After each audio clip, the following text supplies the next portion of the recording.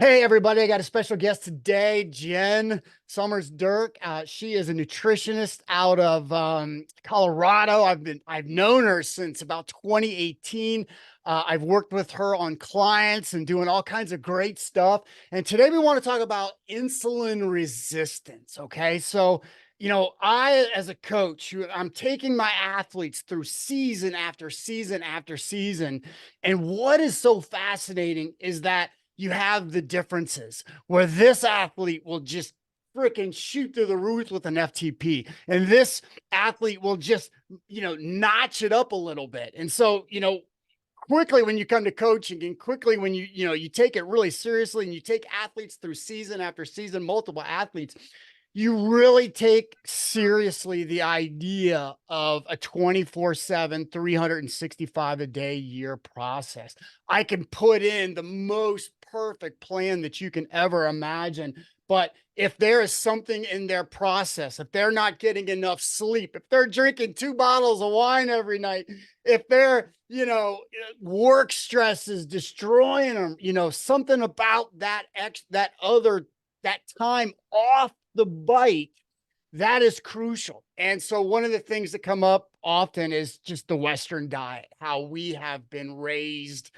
I mean, like literally, I'm a poster child for the commercial uh food industry, however you want to call it. I'm the poster child from being brought and just raised on cereal and Pop Tarts and chicken McNuggets and everything that you can imagine. I was just completely handed over to that industry. And so, we're dealing with that Western diet that's just bombarding us 24/7. And so I'm doing a series on nutrition right now. This is for most athletes, this is a base period. This is a great time to think about nutrition. And it's a great time to think about doing those small incremental changes that can lead to big changes down the road. So we want to think about these types of things. And today we want to think about all things insulin resistance with Coach Jen. So welcome, Jen. Jen, tell me Yep. about yourself. Tell me about your nutrition practice. Tell me about where you got your education from. Tell us about your website, activefueling.com, and then let's jump in. Yeah, so my name is Jen. I am the owner and sports dietitian at Active Fueling Nutrition Coaching. So it's an online nutrition coaching service based out of Colorado. I live in the mountains in Colorado. I myself am an endurance athlete. I do running, cycling, skiing, all that good stuff. In terms of my background, I've been a sports dietitian actually since 2006, kind of dating myself here. But I went to CSU for undergrad, and then University of Colorado Springs for grad school. I have a degree in nutrition and one in exercise Yeah, science as that's well because big I really time. wanted. That's Yeah, I big really time. I mean, wanted to have that. Colorado Springs, that's the show. That's where the Olympics are. That That's is, the yeah. So show. yeah, that's where the Olympic Training Center is. So got to see that, which is super cool. But now doing my own thing in private practice, I work with athletes and active individuals of all levels just to help them optimize their nutrition for performance and health. So I do a lot of disordered eating and relationship with food and that kind of stuff in addition to sports nutrition. Um, and my whole philosophy is kind of to focus on the daily nutrition first before we dive into the sports nutrition. Because a lot of athletes come to me like they want to improve their performance, which is awesome, right? We're going to work on that. And they think it's all about what am I eating during exercise, but it's really like you were saying, what are they doing day in and day out that makes the biggest impact? So my philosophy is let's look at your daily nutrition because if that's not supporting your goals, it doesn't really matter what you're doing around exercise, right? And that's where I think the Yeah. insulin resistance comes in too, is that's going to be way more affected by what you're doing on your day-to-day daily nutrition than what you're doing around sports performance, Yeah. which a lot of people don't How I like to realize. think about it is like, we really want to work on your 6 year plan, not your, 60-minute ride plan or your 60-minute workout plan or even your 6 week plan. We want to really dial in that lifestyle to help Yep. them make the great decisions. And I'm the poster boy for the guy who did it absolutely wrong for so many years, nailing every workout, crushing my workouts, but I was Yeah. the 2 bottle of wine guy every night, and I was just destroying myself, right? And I plateaued, and I just didn't realize it, and so I quit drinking this January. It'll be 4 years Um, ago, That's And, awesome. Huh. just that lifestyle change, it's all of a sudden, I have the data, I have the watts. Like, all of a sudden, everything starts to go up, right? So I Oh, was yeah. putting all Alcohol is this work hugely in, nailing. detrimental for performance. Yeah. Yeah. So it's, you're going, so, okay. So let's go through your process really quick. Okay. Someone calls you on the phone. What happens next? So I like to do what I call a discovery call with any potential client because I want to make sure that we're a good fit for each other, right? That you like my philosophy and that I can help you because my philosophy is really a all foods fit. There's no good or bad foods. It's really about context and moderation. But I think it's important to have a good relationship with food. So we're not going to judge it. We're just going to learn like how to incorporate it in a way that helps us achieve our goals, right? And so I like to start with that discovery call to kind of talk about like this is my philosophy, this is what coaching will look like, and then my first session with every client is an initial assessment. So that's more of an information gathering session where, I make you fill out some paperwork because I want to get a clear picture of your health. So we're going to talk about your health, your medical history, your current exercise routine, and your nutrition, and then kind of establish goals and set up a plan for reaching those goals based off of that. And then, like I said, usually the first step too is to kind of talk about daily nutrition. What does your daily nutrition need to look like in order for you to hit your goals, whatever they may be? And then we figure out a way to help you hit that plan. And then we start to kind of fine tune the sports nutrition aspect of it. You got to have that daily nutrition piece first before we start talking about, grams of carbs during exercise and recovery and all that kind of stuff. So from there, I really try to individualize it. So it's going to vary depending on the person and are they training for a race or are they more just working on like relationship with food? Is it body comp changes? Kind of depends on what they need, right? I want to tailor it to them. So Yeah. Okay. Well, thank you. Well, let's jump into the big topic of the day, yeah, and insulin resistance. we're going to take the intellectual level up a few notches on my channel, and so thanks for doing this. And so basically, just jump in. Feel free to geek out as much as possible, and I will interrupt you if I don't understand something. And Okay. but yeah, so Okay. basically, the big topic, the overarching topic, insulin resistance and why is it important to athletes, and more importantly, Yeah. insulin sensitivity. We hear Right. insulin resistance every day, every day, every day, Yeah. but what is the opposite of insulin resistance? Insulin Sensitivity. sensitivity. Right. So Yep. yeah, Yep. so what Yeah. insulin sensitivity, insulin resistance, why is it important? Why should you care about these concepts? So I think you got to talk about what is insulin first, right? To kind of start with the basics. So insulin is basically a hormone. It's produced by your pancreas, and it helps your body use sugar or glucose, right? The broken down form of sugar from carbohydrate foods we eat, to get energy into the cells. So glucose basically, or insulin, is the key that lets the glucose into your cells to give them energy to perform, whatever that cell's task is. So assuming a healthy pancreas, the system works pretty well. We eat foods that contain carbohydrates, insulin goes up. It allows the glucose to get into our cells and go do its job, which is usually to provide energy. If you eat it in excess, it could be storage fat, right? That is a possibility as well. Um, but that's basically what insulin does, right? It gets glucose into our cells for energy. So start with that. But it's important to note that during exercise, our body actually has a different method of getting glucose into the cells. It's called the GLUT4 transport system, and you don't need insulin for this. So this is something that's we'll talk a lot more about, but it's important to kind of point this out for athletes: is that during exercise, you're not as reliant on insulin to get glucose into the cells, which is a good thing, right? Because we need a lot of glucose during exercise to perform. So this transport system is actually the main way that we get insulin into our cells during exercise, and immediately afterwards, that system is upregulated a little bit as well. So that's kind of insulin. And then insulin resistance is basically your body loses sensitivity to insulin, or it stops responding to insulin for whatever reason. And that means that glucose isn't getting out of your blood and into your cells, which results in high blood sugars, which high blood sugars obviously have a lot of health implication of their own, but it also means that the glucose isn't getting into your cells. It can't perform its job, right? It can't give you energy for exercise. It can't promote muscle recovery and muscle repair after exercise. Um, and then what happens too is, so you're not sensitive to the insulin, the glucose is staying in your body. Your body thinks, oh, I need more insulin. It makes more and more insulin to try to get the glucose into the cells. that can wear out your pancreas over a long time too, right? Those cells get tired of having to produce so much Okay. insulin. So that's the concern, is that long-term insulin resistance could even result in your pancreas failing, right? Or stop producing insulin altogether because it just gets worn out. Um, so that's insulin resistance, but it's important to note insulin resistance doesn't happen like overnight, right? We're talking about long-term processes Yeah. that happen from like, it's not like one high sugar meal is a problem. It's over long term. It develops over time from consistently high blood glucose levels, or it can, right? It's not going to develop in everybody, but it can. Right. And so I think like after, everything that you said, I'm still geeking out on the idea that and was that insulin is actually not used or employed in the athletic process. So if I'm sitting, Yeah. on the couch, I eat a bag of Doritos, my insulin's gonna shoot up. Okay. Yeah. But if I am on the bike crushing it, You're going to I respond have a differently. gel, my insulin does not shoot up.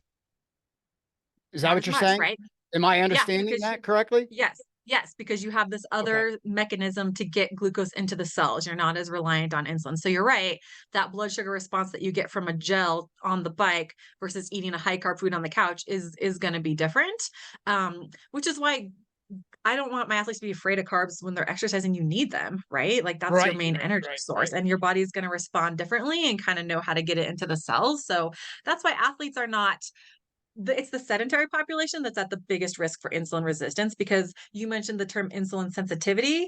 Exercise promotes insulin sensitivity. So exercise actually makes our cells more sensitive to insulin. So they need less insulin to get glucose into the cells. So exercise is one of the main ways that we manage insulin resistance is by getting more activity. And it's kind of more of a short-term effect though, that exercise increases your sensitivity for a while, but not forever. So you have to exercise regularly to kind of keep that sensitivity up. But that is the good thing for athletes, is that we have that other system to get glucose into our cells during and immediately after exercise. Okay. And so the danger is obviously then you become like, so if you're insulin resistant, you become heavily insulin resistant, you become a pre-diabetic, and then you Good. become, you're opening the door to type 2 diabetes. And Yeah. so talk a little bit about that. Like, so the end, like basically talk about the end game, right? So, basically, how do you develop a long-term like what kind of lifestyle do you have that For insulin resistance.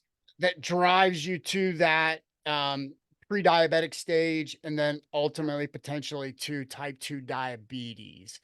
Yeah. And that's really two different things. Like insulin resistance is a part of type 2 diabetes, but you could have insulin resistance and not have type 2 diabetes, because in theory, you could be resistant to insulin, but if your body's still making enough of it to get glucose into cells, your glucose might not be as high as expected, right? You just have to have a ton of insulin to get glucose into cells compared to what other people would need, if that kind of makes sense. Versus type 2 diabetes, your blood sugars are high, right? Because of the insulin resistance. And insulin resistance it's difficult to test, and so that's what makes it tricky too. And there's not like one particular cause. It's usually a combination of factors. So we know being sedentary lifestyle is a part of it. Having a high body weight, particularly fat mass, is associated with insulin resistance. Age, so being older, you're more likely to get it. Your pancreas gets tired, right, after decades and decades of making Of insulin. abuse. Yep. Smoking is another one. Genetics possibly play a role. And then you mentioned sleep. Lack of adequate sleep can potentially mess up your hormones and promote insulin resistance as well, because it increases cortisol, which promotes insulin resistance. So metabolic syndrome is another thing that's associated with insulin resistance. And that's like a group of health issues, which is it's high abdominal fat, high triglycerides, high cholesterol. Sorry, my dog just walked in and is eating out of my trash can, buddy. Of Um, course. High cholesterol, high blood pressure, and high glucose. That's metabolic syndrome. So that makes you at increased risk for insulin resistance as well. So there's a lot of things that go into it that can potentially contribute to it, which makes it tricky. And it's not easy to, you can't tell by looking at someone, right? If they're insulin resistant, you can. The main way that we test for it is by testing blood sugars. Two different tests. So there's a fasting blood sugar test, which is like a 12-hour fast. You go in the Right. morning, the doctor takes your blood. It just gives you a one-time picture of if your blood sugars is high, which obviously we don't want it to be, but one test is not very good, right? That doesn't give us a whole lot of data. The better marker is something called a hemoglobin A1C test, and that tells you your average blood sugars over the last 3 months. So that would give you a picture of like, oh, my blood sugars are consistently elevated. Something is going on here. And that's what they use to measure like pre-diabetes or type 2 Okay. diabetes as well as that test. But because we can't exactly measure insulin resistance, that's what we measure is blood sugars. And we look at, okay, if you have high hemoglobin A1C, you're probably insulin resistance. And then we go to how do you manage insulin resistance? And it's really diet and exercise is how we do So, it. well, so like when I'm taking this back to the athletes, and so we're thinking about these biomarker tests, right? The fasted glucose test, the HbA1c test. So, Mhm. would those tests, and here, we're really talking about glucose control and glucose use at different times of the year. So in a base period, typically we want to develop metabolic efficiency. We want to, get the body to burn fats and all that great stuff. Am Yep. I correct in saying that if you do an HbA1c, at the end of a base period, those numbers could drop? But then if we look at the end of, like, say, a cyclocross season where they're just jamming and jamming and jamming and jamming and jamming, and their body is emphasizing a different energy system for all, a Mhm. lot of these workouts, right? A lot of Yeah. VO2, a lot of max effort workouts, plus their Yeah. races. Would you expect to see at the end of a 3-month period, would you expect to see like an elevated HbA1c? Not necessarily because it's more dictated by your diet than your exercise, right? So I guess, when you're more in the main season, you're probably eating more carbohydrates, right? Because you need those for energy Right. production. But Yep. if your body is making enough insulin to manage your blood sugars, we're not going to see an elevated blood sugars, right? Even over the last three Yeah. months. So it really, if things are working correctly as they should, your pancreas is working, it's promoting insulin and your body's sensitive to it, we wouldn't necessarily see the hemoglobin A1C be increased just depending on the season. It would much more be dictated by diet. Okay. Um, So that's good to know. So if it's elevated, yeah, then it definitely we can say it's, well, you know, listen, little buddy, it's slight. not that you're racing crits every day. It's that you're eating a little too much Doritos, or something Possibly. like that. It's your Yes. dietary thing. And it's not that Yes. this period of the race is really intense. You're Right. probably Right. eating more grains, more obviously more gels, more Hmm. sports nutrition focused products, all that great stuff. It's Right. Because if actually, we're saying that exercise promotes insulin sensitivity, when you're in your season and you're exercising hard, you should be more insulin sensitive, right? Than anything. You should be pulling more glucose out of your cells. So we wouldn't expect to see the glucose as high because exercise promotes insulin sensitivity, which we want. It's a good thing. yeah, that's great. I mean, that's great to know. I mean, that's really something to think about. So it's, with my athletes or athletes that I work with, some athletes I recommend a blood test or Yeah. biomarker panel twice a Yeah. year. And please Yep. comment on this. And then others, just one time a year just to get baselines. And so, Mhm. like, that's a really good discussion. So, Discussion. So when we look at uh uh those biomarkers, the glucose, the yeah. HbA1c. Is there any other ones that you're looking at or focused on? I mean, when it talks about insulin resistance, those are the big ones, right? I Those are think, the big ones, yeah. Yeah. those are the big ones for what we're talking about. I think a really good idea to recommend the basic blood panel and biomarkers for your athletes, though, just because you don't know what's going on the inside, right? Like you might be performing okay, but maybe you're not recovering. Maybe inflammation markers are high, right? And there's stuff we can do nutrition wise for that. So, always good to kind of get blood work done and know what's going on the Yeah. inside. So how So, many times a year? Like, so say, and I guess it would be different between the type of athlete that you are, right? So if you're, yeah, I think that's what you're like going is for the there, Tour de France, I bet, you're getting tested all the time. But, yeah. like, so say in general, your master's athlete, how often would you have them get a biomarker panel 2 times a versus, year is a good is it's good to is a good place to start. It depends on what their goals are, if there's any other medical conditions that we're monitoring. If we think about something like hemoglobin A1C, that's the measure of the last 3 months. Well, then there's not really any point of doing it more frequently than that, right? Because we're just trying to get the 3-month picture. But I think 2 times a year is realistic. I think more than that, you might not get buy-in from people quite as much. And a lot of stuff takes a while to change, right? Like even if we're trying to increase iron levels or lower triglycerides, like this is stuff that takes months to do. So there's no point of like testing every month. You're just going to drive yourself crazy um, with too much. So I would say 2 to 4 times a year would be the most. that I And would then recommend it. in looking at the insulin resistance, would you just take a Mhm. glance at the lipid panel, like look at those triglycerides to Yeah, see? I mean, that's and for general health too, like, it's good to know that kind of stuff. So increased triglycerides, there is an association with that, and insulin resistance. So but you might have increased triglycerides because of genetics, right? It might have nothing Yeah. to do with your insulin too, but definitely a good marker to know just for general health purposes. And especially because that's another one that there's so much you can do with diet, right? To manage it versus resorting to meds. So definitely good to get a blood lipid panel too. But not more than a couple times a year, I would say, for something like that. So let me give you another real world scenario. So say someone, they're not exercising and like go through this scenario with me. All right. So one person who is highly insulin sensitive, they have their meal out there, they have a cup of white rice. Okay. Okay. Someone who's insulin resistant is sitting there, they have a cup of white rice.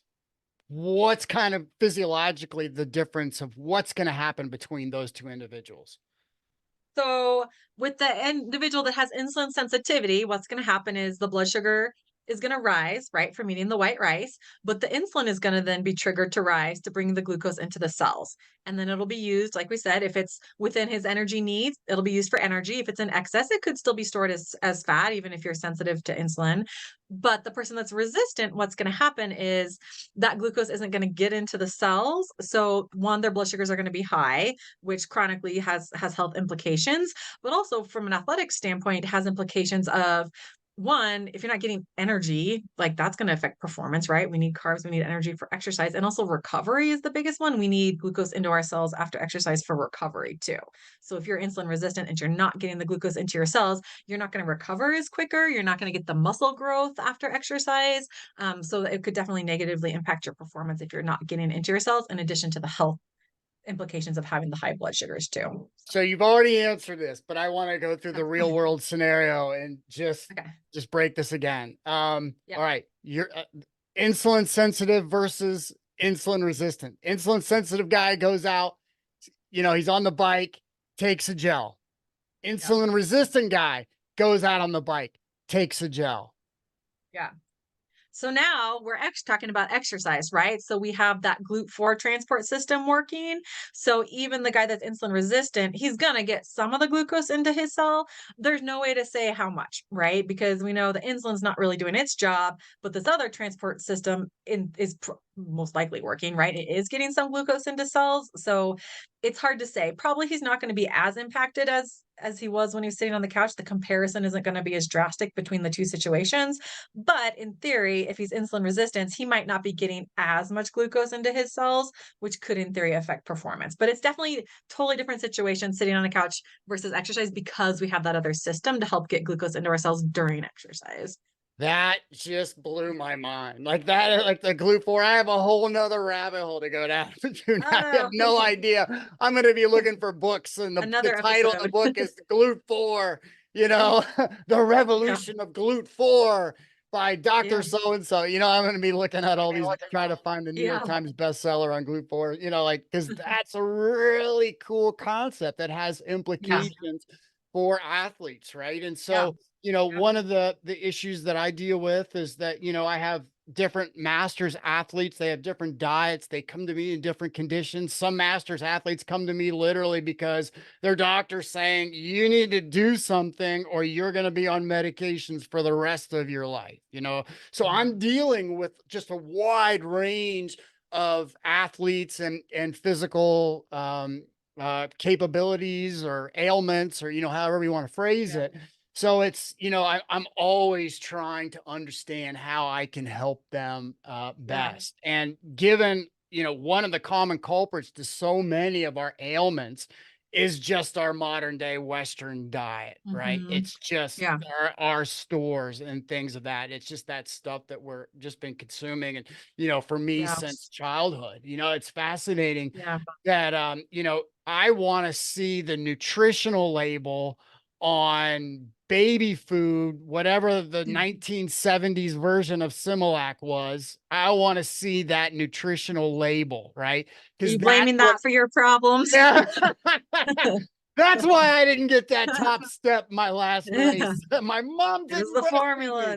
Well, it's Yeah, fascinating. So, my mother yeah, was part of this generation that, and I like actually asked other friends. And so I didn't know this until I was like in my 30s, but there was this whole layer of females in the early 70s that did not breastfeed. It was part yeah. of the movement. And so Mhm. they gave you the baby formula, okay? Yeah, And yeah, so if you look at a baby formula today, the first, like often the first ingredients are listed, it's just all seed oils. I mean, it's yeah, yeah, fascinating what goes into baby formula today.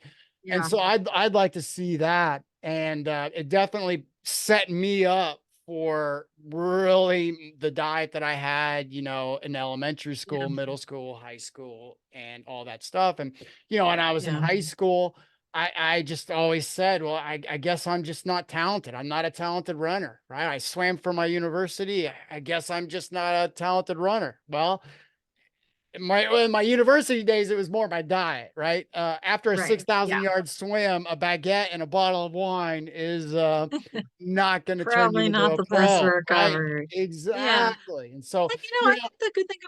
Oh, I'd say no, the go good thing ahead. is it's never too late to change your nutrition, right? Like we can't go back and change what you did as a kid, but we can, eat in a way that supports our goals right now. And there's so much we can do when it comes to nutrition and insulin resistance. And I want to make sure we get to that because one of the things we talked about before is like, okay, this guy eats a cup of white rice, this guy eats a cup of white rice. How often do you actually just eat white rice by itself, right? Probably not that often. And maybe right before exercise if you're looking for the quick carbs, but when you talk about your day-to-day eating, that's not really the best way to eat anyway. So when it comes to eating to manage insulin resistance, there's a lot to think about. So one is you probably hear the term glycemic index, which Yep. is basically like how much eating 50 grams worth of carbs of a certain food raises your blood sugars 2 hours later compared to glucose. And it's just a scale of 1 to 100. 100 is like eating pure glucose, and then the other foods fall on there wherever they may be. But it's not real practical because how often do you eat 50 grams of just a plain carb by itself, right? For carrots, that's like a whole plate of carrots. That's probably not a normalized portion, right? So it's sort of an irrelevant term by itself. So then we started talking about glycemic load, which factors in a serving size, right? So carrots, I use the example because they are high glycemic index. So someone might be like, oh, don't eat carrots, it's high glycemic index. But one, you're not eating a plate full of carrots, right? And two, you should be pairing it with protein, fat, and or fiber because that's going to change your body's glucose response. So again, glycemic load does factor in the serving size, but it's again just eating that plain carrot by itself. And that was my comment with the white rice is like you're probably not usually eating white rice by itself. You're eating it as a stir fry with like some protein in there, some veggies, a sauce, or you got like eggs or something on it. It's not usually by itself, which totally changes the response. And that's the key when it comes to eating carbohydrates is you should be pairing them with protein, fat, and or fiber because it's going to slow digestion and absorption and it's going to lower that blood glucose response. So your blood sugars aren't going to get as high and you're not going to need as much insulin either. So if you're eating carrots, add some hummus. If you're having an apple, have some peanut butter, like add something to it. It's going to make it more satisfying and taste better anyway, but it's going to totally change your blood sugar response too. So that's the key really when it comes to managing blood sugars is it's good to be aware of like simple carbs. Those are more for like around exercise, right? Those are for when we need that quick burst of energy. We don't want to fat and fiber before exercise. That's going to make you feel terrible, right? Cause GI distress. So simple carbs around exercise, great. And then if you're eating them throughout the day, they need to be paired with something, right? So that we're like changing the response. But you just want to be careful too. Like I don't like to say like don't eat high glycemic index foods because carrots have a lot of health benefits, right? They got beta Yeah. carotene, they got But fiber, they like are there's high. other They are they high. are. Yeah, yeah, They are yeah. high. But again, you're not eating a giant plate by itself, right? You eat a portion, you eat it with some hummus or it's part of a stir fry or something else, which totally changes the context of it. So you got to kind of keep that in mind. But it is watching your carbohydrate intake, right? And having it be appropriate for your activity level and the timing of it appropriate for your exercise too is what's going to help manage blood sugars and insulin response.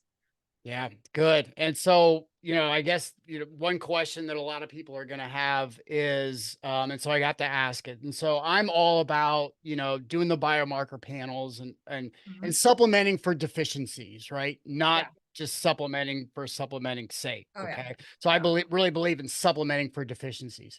Mhm. Are there supplements that people take that are insulin resistant? The supplements that could be recommended, there's not a ton. Chromium is one that's supposedly thought to help with insulin resistance, and magnesium, I've read it can help with it as well. But again, looking to see if you're deficient for it. If you can get those things in your diet and you're not deficient, may or may not help it. In addition to that, it would just be making sure you're not deficient. And I'm on the same page as you. Supplements, like the supplement industry is not well regulated. So if you want to talk about supplements, you really need to make sure that you're getting one that's reputable, that we know is like tested for quality and purity and has what it says it has in it. Especially if you're an athlete that gets drug tested, you don't want to get, dinged Yeah, because you yeah. didn't know something was in something. But and can you get it from food first, right? There's a lot of deficiencies, like vitamin D is a common one, iron's a common one, that people do need supplements, but there's also other ones where it's not good to supplement, like vitamin A supplements. They've seen problems with that, right? So getting something in excess is never good too. Um, so I would say with insulin resistance, as with anything, focus on food first. Focus on your daily diet first. Before, a supplement's not going to fix a bad diet, right? Like, don't take chromium and think like I can eat all the carbs that I want. That's not how it works, right? Let's focus on kind of eating a diet that supports your goals first. Now, when you're working with a client, have you ever recommended one of the continuous glucose monitoring devices? I actually don't recommend them. It's one of those things where if like somebody comes to me and they have one, then let's use that data. But I think um there's a such thing as too much data, right? And I know a lot Yeah. of Yeah. cyclists in particular are like data people, right? And I think we can almost get too caught up in it sometimes. So unless we're having issues, like if let's assume you already did, like your A1C test and that was normal, or your fasting glucose was normal, everything we've already done the blood markers, everything looks good.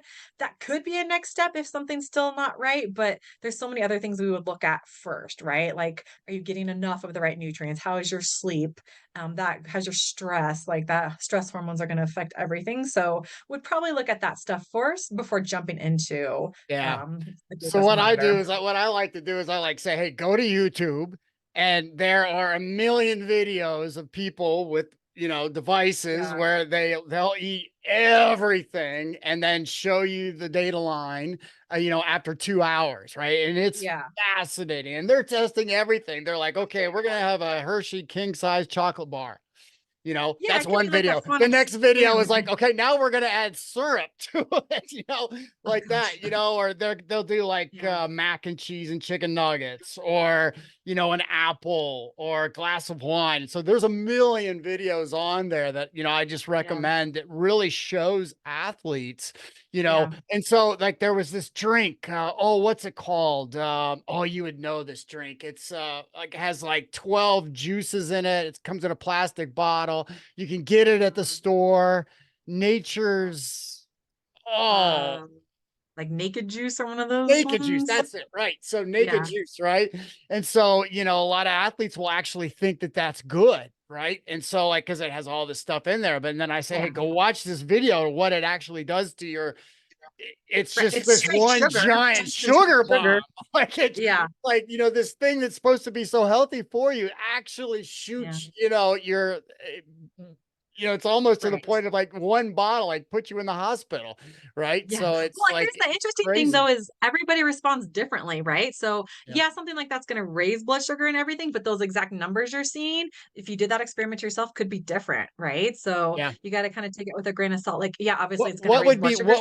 what would cause the differences? Like what would be some physiological factors behind the differences So between your me own insulin drinking and naked juice? sensitivity. Yeah. Yeah. Right? So Yep. how sensitive am I to insulin versus how sensitive are you? Are there other hormonal things going on?